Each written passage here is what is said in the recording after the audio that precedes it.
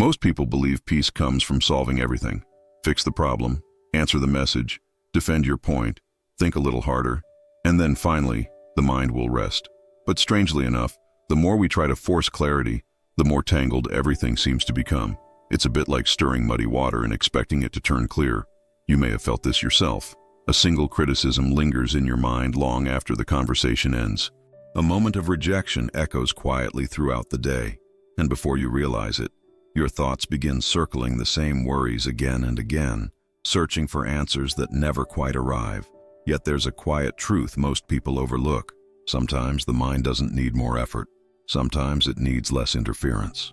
In this story, you'll meet a man who spent years trying to control every thought, every reaction, every moment of uncertainty, until a simple lesson beside a quiet lake showed him something unexpected. Clarity, it turns out, doesn't come from forcing the water still, but from learning when to stop shaking it. And once you see this, you may begin to notice something surprising in your own life, because the calm you've been searching for might already be there, waiting patiently beneath the surface. Daniel had a habit that most people quietly share. Whenever life felt tangled and heavy, he tried to solve it by thinking harder. He would sit at the edge of his bed late at night, mind racing, stacking one thought on top of another, as if more effort might somehow untie the knot inside his chest. Yet the harder he pushed his mind, the louder everything seemed to become. One evening, after a day filled with sharp words from a coworker and a message from a friend that felt strangely distant, Daniel walked by the small lake near his apartment. The surface of the water looked cloudy and restless, stirred by a group of children throwing pebbles into it. For a moment he stood there, watching the ripples spread endlessly across the surface. Something about that restless water felt familiar. His thoughts were doing the same thing. Constant ripples, one reaction colliding with another. He kept replaying conversations, imagining better responses, wishing he had said something wiser. But every new attempt to fix the moment only seemed to stir the water more. He leaned against the wooden railing and sighed softly. Funny thing about the mind, he thought. It promises clarity if you just push a little harder.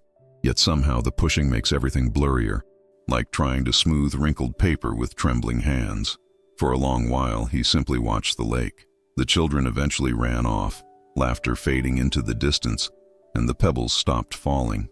Slowly, almost shyly, the water began to quiet itself. The mud that had been swirling beneath the surface started to settle. Daniel noticed something strange. The clearer the water became, the less anyone was doing to it. No one was fixing it. No one was forcing it to calm down. And that small observation lingered in his mind like a quiet question. If muddy water clears when we stop stirring it, what might happen inside a restless heart when we stop pushing so hard? He didn't yet know the answer, but somewhere in the stillness of that evening, a different way of seeing life had begun to whisper its first hint. And not far from that quiet lake, someone was about to help him understand it. The next evening, Daniel found himself walking back to the lake without really planning to. Something about the quiet place had stayed with him all day, like a soft melody he couldn't quite forget. His thoughts had still been busy, of course. Work deadlines, awkward conversations, the usual swirl. But now there was a small curiosity beneath it all. When he reached the water, it looked completely different from the night before. The surface was calm, almost glass-like, reflecting the pale orange of the setting sun. The same lake that had looked cloudy and restless now revealed smooth stones resting peacefully at the bottom. Daniel leaned on the railing again and tilted his head. No one had cleaned the lake. No one had stirred it with sticks trying to fix the mud. The water had simply been left alone long enough for the dirt to settle. A quiet thought crossed his mind. Maybe clarity didn't arrive because someone forced it to appear. Maybe it appeared when nothing kept disturbing it. He noticed how often he treated his own mind like those children throwing pebbles. One memory would drop into the water, plop, then a worry, plop, then another imagined argument, plop. Before long, the surface of his thoughts became so restless, he couldn't see anything clearly anymore. For a moment, Daniel tried a small experiment. He stood still and watched the lake again, letting his breath slow without trying to control it. One breath in, one breath out. No fixing, no analyzing, just noticing. Oddly enough, the more gently he watched his thoughts drift by, the less tangled they seemed. They were still there, of course. But instead of wrestling with them, he simply let them pass like clouds floating across the reflection of the sky. And somewhere between those quiet breaths, Daniel sensed something new. A kind of calm that didn't come from solving every problem, but from allowing space for clarity to reveal itself. He didn't yet understand how to live that way. In fact, a part of him worried that slowing down like this might leave him drifting without direction. And as it happened, someone nearby had been watching Daniel stare into the lake for quite some time. Daniel had always believed that if something in life felt wrong, the solution was simple. Think harder, move faster, fix it quickly. That belief had followed him for years, quietly shaping the way he handled everything, from small misunderstandings to the heavy weight of disappointment. And yet, strangely, the more he tried to keep everything under control, the more exhausted he became. His mind rarely rested. When someone criticized his work, he replayed the moment all evening, searching for the perfect response he wished he had given. When a message from a friend sounded distant, he read it again and again, wondering if he had done something wrong. Each thought tugged at another, like a tangled thread being pulled tighter instead of loosened. Sometimes he laughed softly at himself. Just relax, people would say. Easy advice, he thought, though it never seemed to work that way in real life. When he tried to relax, his mind simply filled the silence with new worries, new possibilities, new imaginary conversations. One afternoon at work, after a meeting that left him feeling quietly embarrassed, he stepped outside for air. His chest felt tight, like he had been carrying something heavy for days. He tried to reason his way out of the feeling, listing facts, explanations, logic. Yet the weight didn't budge. Later that evening, he returned to the lake again, drawn by the strange comfort of that quiet place. The water was calm now, almost patient in the fading light. Beneath the surface, he could clearly see the stones resting peacefully at the bottom. But inside his mind, things were far from still. Thoughts moved rapidly. What he should have said, what others might think, whether he was falling behind in life somehow. Each thought felt urgent, as if ignoring it would lead to disaster. So he kept stirring them, searching for certainty that never seemed to arrive. He watched the lake again and rubbed the back of his neck. A strange fear sat beneath everything he was feeling. If he stopped trying to control every thought, every situation, what would happen then? Would everything fall apart? And as he stood there wrestling with that question, he noticed someone sitting quietly on the far end of the wooden bench nearby. Someone who seemed completely at ease watching the same still water. The man on the bench didn't speak at first. He simply sat there with a small glass jar resting beside him, turning it slowly in his hands as if it were the most ordinary thing in the world. Daniel barely noticed him until the jar caught the last stripe of sunlight and shimmered faintly. Inside the jar was water, and a cloud of fine brown mud swirling endlessly. The man gave it a gentle shake, and the mud spun faster, turning the water completely opaque. Daniel watched without meaning to, his eyes following the restless movement inside the glass. "Looks messy, doesn't it?" the man said softly, not unkindly. His voice carried the calm of someone who wasn't in any hurry. Daniel nodded with a small laugh. "Feels about right," he admitted, glancing back at the lake as if the jar somehow mirrored the inside of his head. The man placed the jar on the bench between them. The mud continued spinning wildly, tiny storms moving through the water. "Most people think the solution is to shake it differently," the man said, "or shake it harder, hoping the water will somehow become clear." Daniel chuckled quietly. That sounded painfully familiar. They both watched the jar in silence. Slowly, almost too slowly to notice, the spinning mud began to drift downward. The water softened from dark brown to pale cloudiness. No one had touched the jar. No one had tried to control the particles settling inside it. Daniel leaned forward slightly. The longer the jar remained still, the clearer the water became. Tiny grains of mud rested gently at the bottom, forming a quiet layer that no longer disturbed the surface. The man nodded toward it. "Funny thing about muddy water," he said with a faint smile. "It clears up beautifully once we stop shaking it." Daniel stared at the jar, then back at the calm lake. Something about that simple image lingered inside him, like an unfinished sentence. And before he realized it, he found himself wondering what this quiet stranger understood about restless minds that he didn't. Daniel sat down at the other end of the bench, still looking at the jar as if it might explain something about his own restless thoughts. The man beside him didn't rush to speak. He simply watched the lake with the same quiet attention someone might give a sunrise. For a while, the only sound between them was the soft brushing of wind across the water. The jar rested untouched on the bench, its contents growing clearer by the minute. Daniel noticed how the man seemed completely comfortable with the silence, as if nothing important needed to be forced into words. "You come here often?" Daniel finally asked. The man nodded slightly. "Most evenings," he said. "It's a good place to remember things people forget." His eyes drifted toward the lake again, especially when the mind gets noisy. Daniel gave a small laugh that carried a hint of fatigue. "Mine's been noisy for years," he admitted. "Every time something goes wrong, I try to fix it immediately. Think through it, analyze it, solve it." He rubbed his temples lightly. "But it just seems to make things worse." The man glanced at the jar, now almost perfectly clear, except for the thin layer of mud resting quietly at the bottom. He tapped the glass gently with one finger, though the water barely moved. "Most people act first and observe later," he said calmly.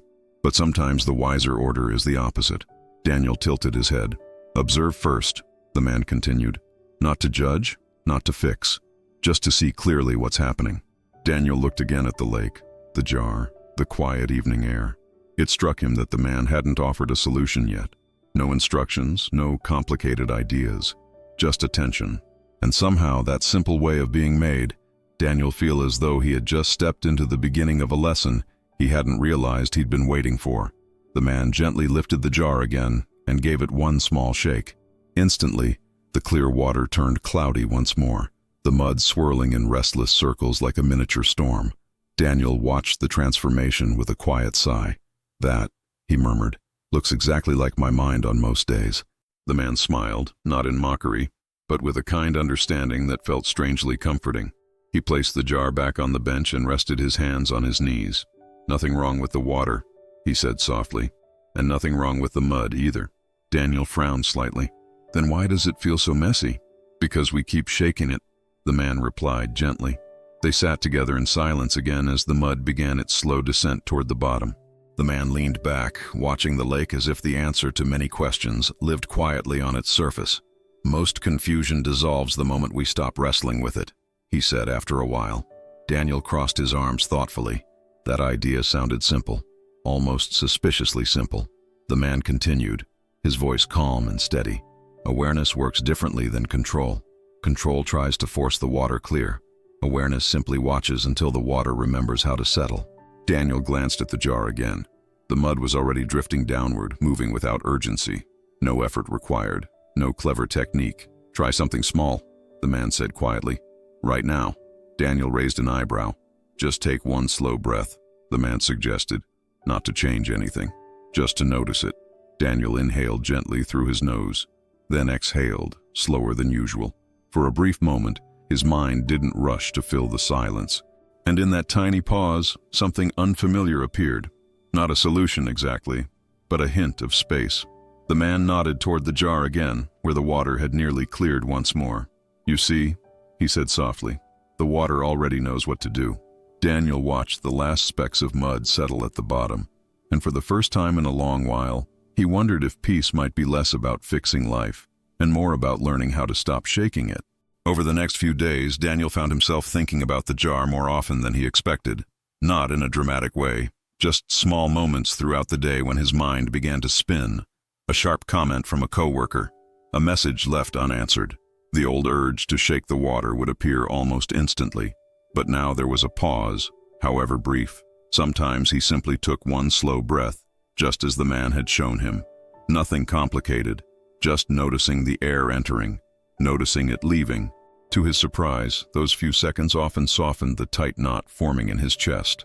One afternoon, while waiting in line at a crowded cafe, Daniel felt irritation bubbling up as the line moved painfully slow. Normally, his thoughts would rush ahead. Complaints, impatience, imaginary arguments. Instead, he remembered the jar. He imagined the muddy water swirling inside it. So he stood still for a moment and quietly watched his breath. One inhale, one exhale. He didn't try to fix the irritation. He simply noticed it, the way someone might watch rain falling outside a window. Something interesting happened. The feeling didn't vanish instantly, but it stopped growing. The storm lost its momentum. Later that evening, he returned to the lake again, almost like visiting an old friend. The same bench waited by the water, and the surface of the lake reflected a pale moon beginning to rise. The quiet place seemed to greet him with a kind of patience.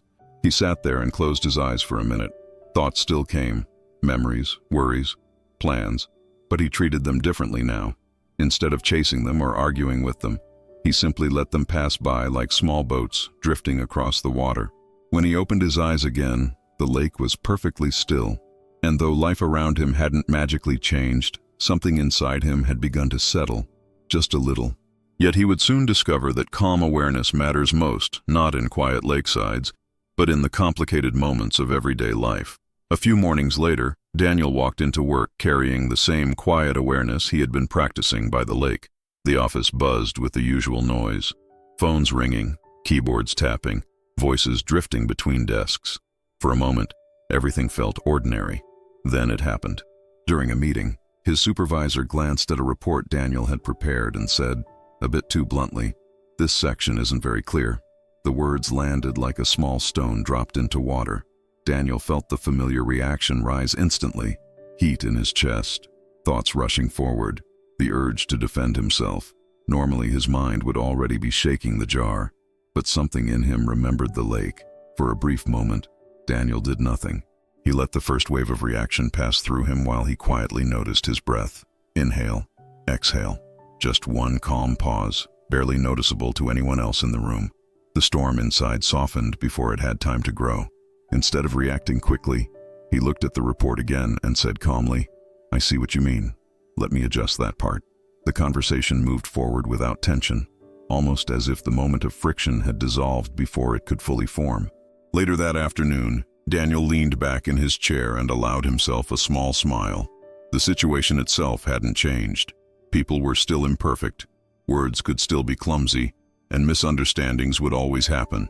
But the difference was subtle and powerful. He had stopped shaking the water. That evening, as he walked home, he imagined the jar again, the mud resting quietly at the bottom, the water clear enough to see through. And it occurred to him that perhaps this quiet awareness wasn't something reserved for peaceful lakesides after all.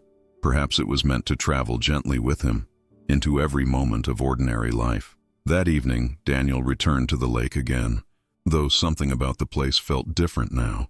Not because the lake had changed, but because he had begun to see it differently. The water rested in quiet stillness, reflecting the pale glow of the evening sky like a mirror that had nothing to prove. The man from the bench was there again, sitting calmly with the familiar jar beside him. When Daniel approached, the man greeted him with a small nod, as if they had been continuing the same quiet conversation all along. "Tell me," the man said gently, "how has the water been lately?" Daniel chuckled softly. "Still gets muddy sometimes," he admitted, "but it settles faster now." The man seemed pleased, though he didn't say so directly. Instead, he picked up the jar and held it out to Daniel. The water inside was perfectly clear. "Would you like to try something?" he asked. Daniel nodded. The man placed the jar carefully between them and spoke in the same calm tone he always used. "Close your eyes for a moment," he said. "Imagine your mind as this jar of water." And Daniel did as he was told, though he smiled slightly at how simple the instructions sounded.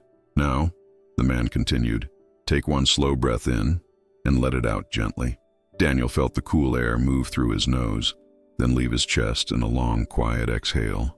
"Notice whatever thoughts appear," the man said softly. "You don't have to name them or fix them. Just notice them the way you would notice mud floating in water." Another breath came and went. "And now," the man added, "simply let them settle." Daniel sat there for a full minute, breathing slowly, noticing the small movements inside his mind. Thoughts still appeared, of course. Memories, plans, tiny worries, but they drifted more softly when he stopped chasing them. When he opened his eyes again, the lake looked even calmer than before. The man tapped the jar lightly. "You can do this anywhere," he said. "Waiting in line, sitting in your car, standing in the kitchen." Daniel looked at the clear water resting inside the glass, and he had a quiet feeling that this tiny practice, just a minute of noticing, might hold more power than it first seemed. The evening grew quiet around the lake as the last light of the sun slipped behind the distant trees. Daniel and the old man sat on the bench without speaking, the jar resting peacefully between them. The water inside was now so clear that the tiny layer of mud at the bottom looked almost like soft sand resting on the floor of a calm sea. Daniel watched the jar for a while, then glanced across the lake. The surface reflected the sky so gently that it felt less like water and more like a window into something still and endless. A strange thought came to him then. Not loud, not dramatic, just quietly certain. Peace had never been hiding somewhere far away. For years he had searched for it the way someone searches for lost keys, turning everything upside down, trying harder and harder to solve the problem of his own restless mind. Yet the lake, the jar, and the quiet breaths had shown him something simpler. Peace wasn't something he had to force into existence. It appeared when he stopped stirring the water. The man beside him seemed to sense the shift in Daniel's thoughts. He gave a small nod toward the lake, as if acknowledging a lesson the world had been patiently offering all along. Life will always drop a few stones into the water, the man said gently. A sharp word, a disappointment, a moment of loneliness. That part is natural. Daniel listened carefully. But clarity, the man continued, belongs to those who allow the water to settle. Daniel smiled softly, feeling the truth of that settle somewhere deep inside him. Not as a rule to follow, not as a technique to master, but as a quiet way of being. And as the first stars began to appear above the lake, the still water held their reflections effortlessly, calm, balanced, and undisturbed.